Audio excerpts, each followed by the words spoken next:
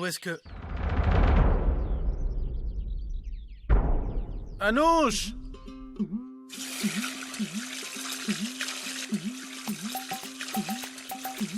Maman, ta cuisine est merveilleuse. Ça me rappelle de beaux souvenirs. Combien de fois j'ai essayé de t'apprendre à cuisiner? Mais ça ne t'intéressait pas. Allez, bon, ça va. D'accord. Pour une fois, je vais t'aider dans la cuisine. Non. Allez, ne te moque pas de moi, je cuisine maintenant, tu sais. Ah oui? Oui, vraiment. Je vais te le Allons. prouver. Dis-moi ce que je dois faire. D'accord. Alors tu vas faire frire le poisson. C'est tout? Oui. Laisse-moi Laisse-moi juste aller vérifier quelque chose. D'accord. Anouche! Anouche! Qu'est-ce qu'il y a? Anouche, ça fait 5 minutes que je t'appelle et tu ne réponds pas. Je ne trouve ni mon portefeuille ni mon mouchoir. Ils sont introuvables. Pradip, ça doit être près du lit, je crois. Va voir. Je ne comprends pas. Qu'est-ce qu'il te prend tout à coup? Je vais être en retard si tu ne m'aides pas. J'arrive. Maman?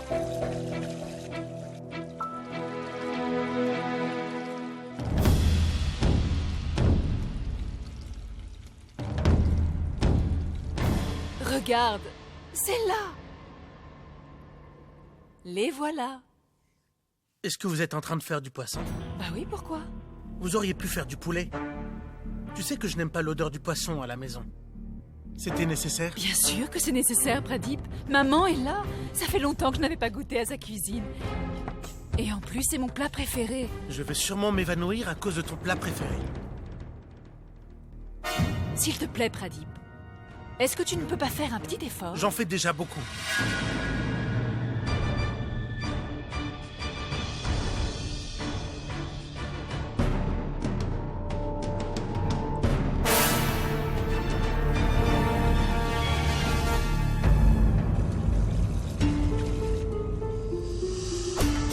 Qu'est-ce qu'il te disait, Anouche? Attends, c'est à lui de faire des efforts maintenant. Est-ce qu'il ne peut pas faire des efforts? C'est si difficile que ça de manger un peu de poisson? Il te dit sans cesse qu'il t'aime. Mais il ne t'aime pas. Mona est encore dans son cœur. A-t-il vraiment quitté Mona? Non, je veux que tu m'écoutes. Cet homme n'est bon pour personne et il n'est pas amoureux. C'est un égoïste. S'il te plaît, écoute-moi. Un jour, il te laissera tomber Maman. aussi. Crois-moi.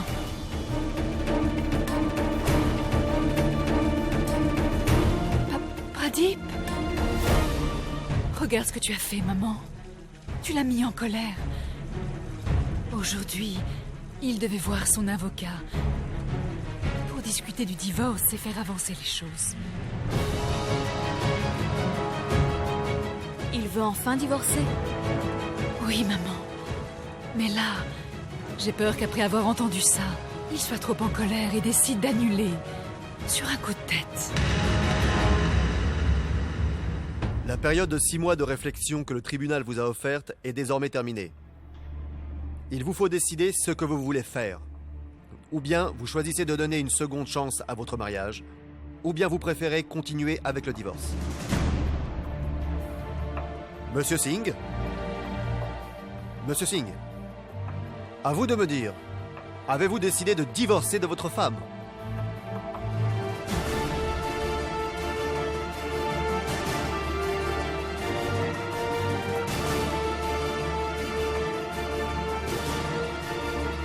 Eh bien...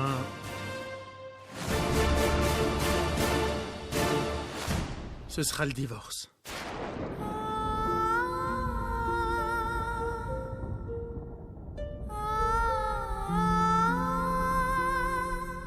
Mona, à vous? Que voulez-vous? Êtes-vous prête à divorcer?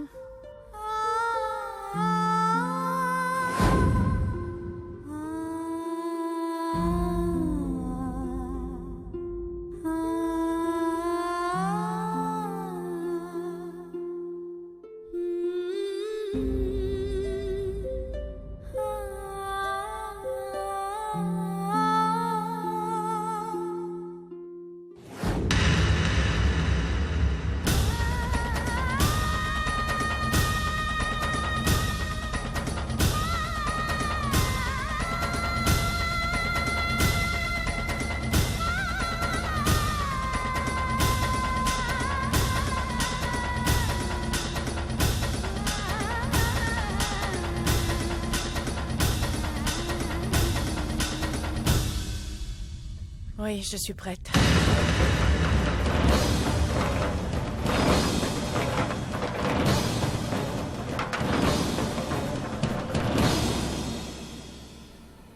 Très bien. Puisque vous avez tous les deux pris la même décision, avant d'être face à un magistrat, je voudrais vous demander une chose.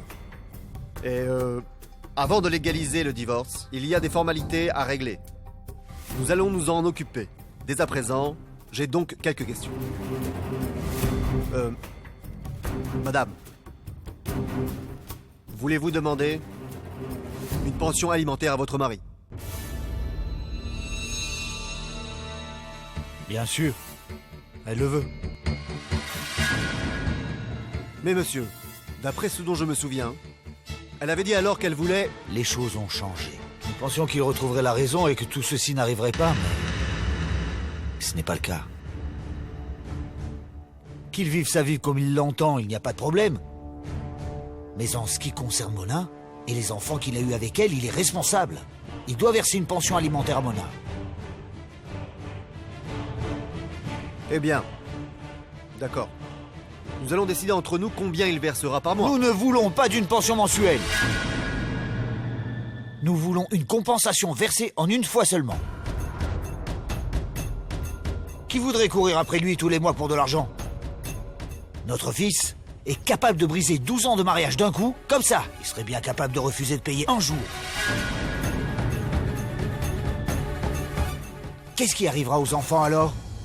À quoi ressemblera leur futur? Papa, qu'est-ce que tu es en train de dire? Ce sont aussi mes enfants. Ah bon? Et quand tu étais en quête d'une nouvelle femme, tu pensais à eux peut-être? Et d'ailleurs, je ne m'adresse pas à toi. Je parle aux avocats, compris? Nous voulons toute la somme en une seule fois. D'accord. Et maintenant, dites-moi, quelle somme voudriez-vous recevoir?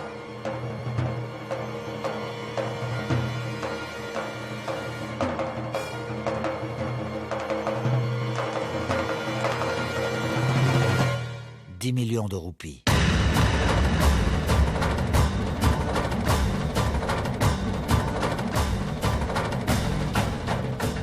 Mais qu'est-ce que vous dites? Mona, ne te mêle pas de ça. Par contre, moi, je ne me tairai pas. Qu'est-ce qui te prend? Où pourrais-je trouver une telle somme? Au même endroit où tu as trouvé le courage de quitter ta femme. Écoutez, monsieur, vous allez devoir trouver cette somme pour pouvoir divorcer de votre femme. Une minute, s'il vous plaît. Papa, 10 millions de roupies, c'est bien trop pour moi. Ah oui? C'est trop pour toi, hein? Est-ce que tu imagines les dépenses quotidiennes de ta famille? Les frais scolaires de 3 enfants pour commencer? Et puis plus tard, il y aura le mariage de tes 2 filles. Je continue?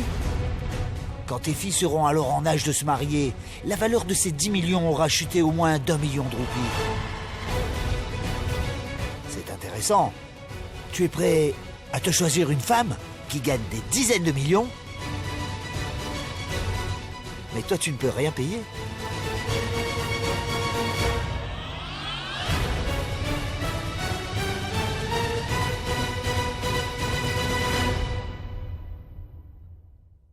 Pourquoi est-ce que vous faites ça? Ma chérie, je pense simplement à ton futur et à celui des enfants. Il faudrait plutôt lui demander de mettre un prix sur nos 12 ans de vie commune. Est-ce à cela que nous jouons? Dites-moi, quel sera le prix de nos 12 années de mariage, beau papa? Des rêves que nous avions, de nos idées pour la maison.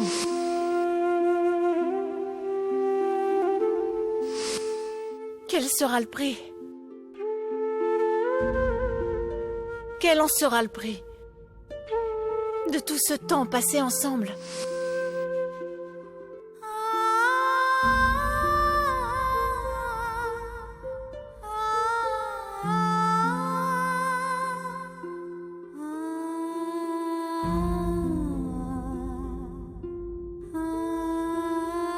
Ensemble, nous sommes devenus parents.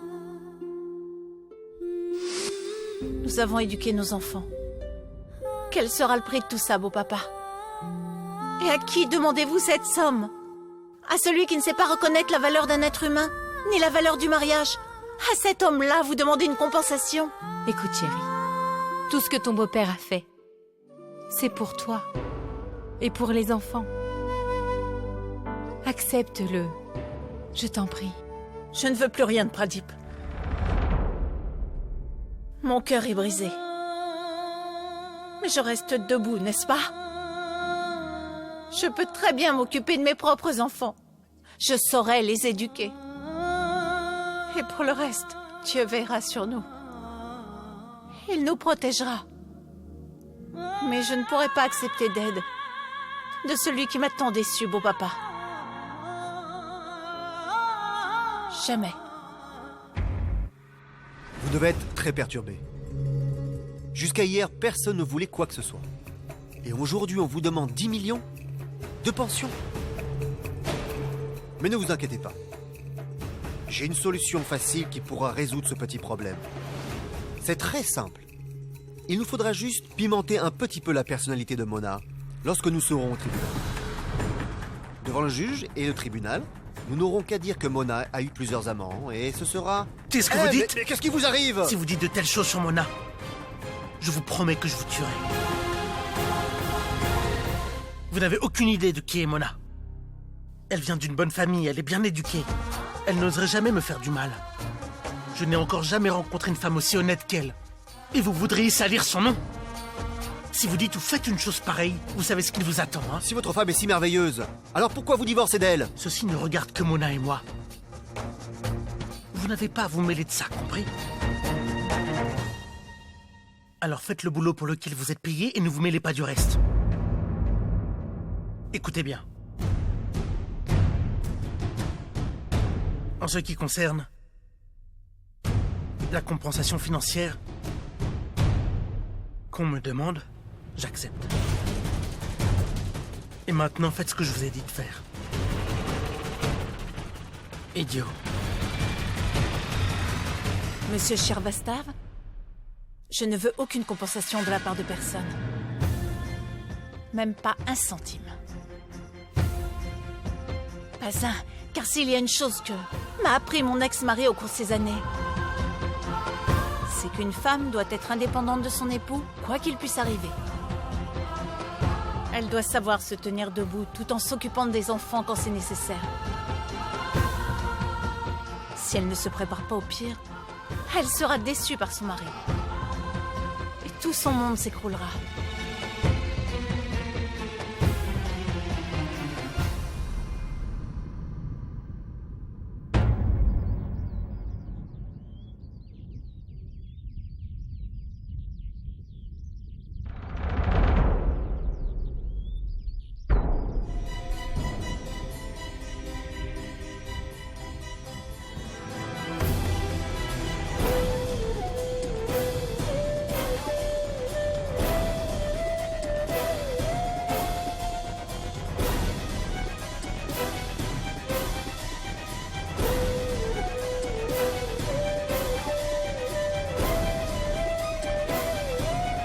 Mona.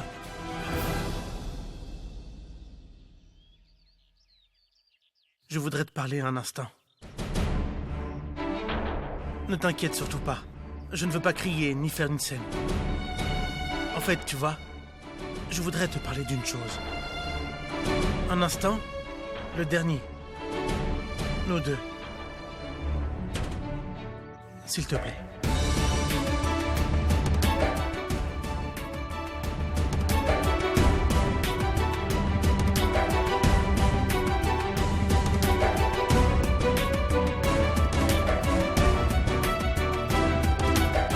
Oh papa, allez-y et je vous rejoins.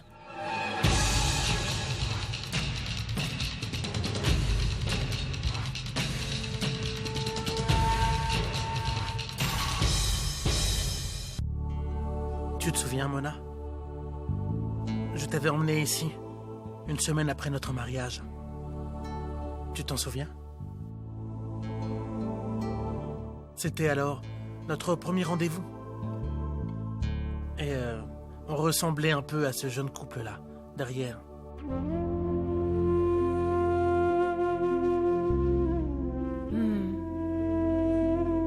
Je m'en souviens. Mais tu sais, beaucoup d'années ont passé depuis cette soirée-là. Nous avons dû changer. Parfois, j'ai l'impression que rien de tout ça n'a vraiment eu lieu. Mais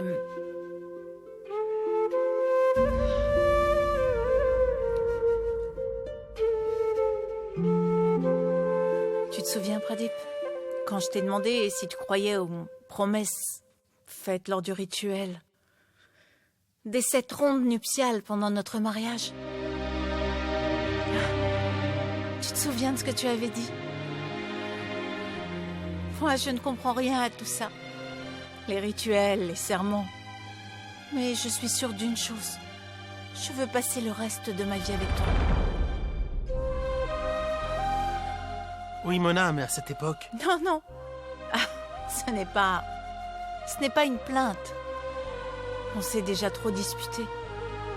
Nous ne sommes plus des enfants. Et puis, maintenant, tout ça, c'est terminé.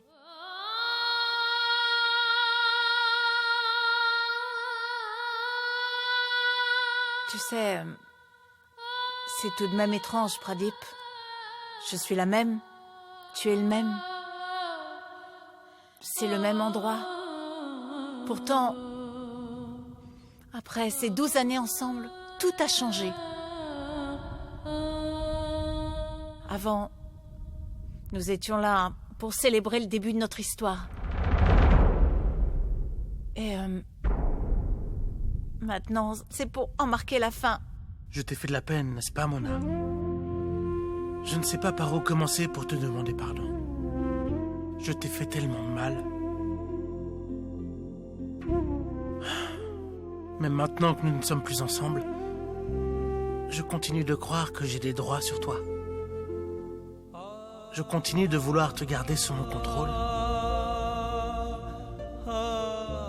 J'ai eu tort de faire ça. J'ai eu tort de te croire acquise, de toujours me battre avec toi. C'est bizarre, non? Je t'ai retiré le droit d'être ma femme et en tant que mari, j'ai continué à croire que j'avais des droits sur toi. Je voulais toujours aller de l'avant. Mais je continuais de retenir le passé. Mona, tu sais, je croyais que ma vie serait comme ça désormais. Que je resterais en couple avec Anouchka, tout en sachant que tu vis à côté et que tu serais encore à moi. Alors aujourd'hui, dans le cabinet de l'avocat, lorsqu'il m'a demandé d'un seul coup quelle était ma décision, j'ai enfin réalisé et compris que tout ce qu'il y avait entre nous allait disparaître. D'un coup. Je n'aurais même plus le droit de me disputer avec toi.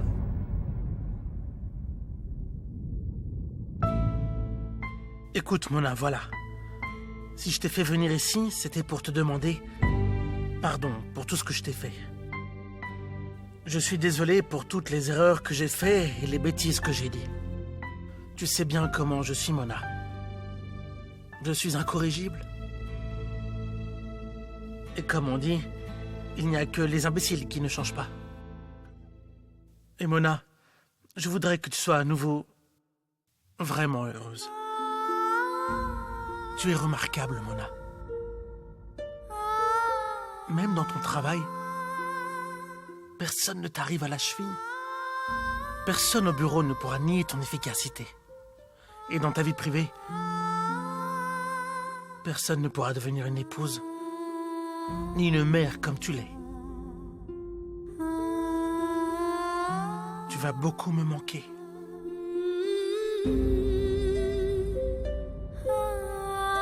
Notre histoire est désormais bien terminée. Notre histoire ne pourra jamais être complètement terminée, Pradip. Tu n'es plus mon mari, c'est vrai. Mais tu resteras le père de mes enfants. Jusqu'à la fin de tes jours. Et je suis absolument certaine d'une chose. Je sais que tu aimes énormément les enfants. D'un amour véritable. Alors s'il te plaît, ne crois pas que, malgré tout ce que tu m'as fait subir, je serais capable de t'en vouloir. Tu sais, j'ai toujours prié pour notre histoire et mes prières ont été entendues. Maintenant que c'est fini, je continuerai de prier, Pradip. Cette fois, ce ne sera plus pour nous, mais ce sera pour ton bonheur que je prierai. Et pour ta nouvelle compagne et votre histoire d'amour. Que je vous souhaite éternelle. C'est tout. Bon. On y va? Mona, si tu as besoin de quoi que ce soit à n'importe quel moment de ta vie, s'il te plaît, n'hésite pas à me demander. Je serai toujours là pour toi. Pradip, tu te souviens de quand nous nous sommes mariés? Tu te souviens quand on nous a mis du henné sur les mains? Eh bien, c'est dans cette main que ton nom a été écrit.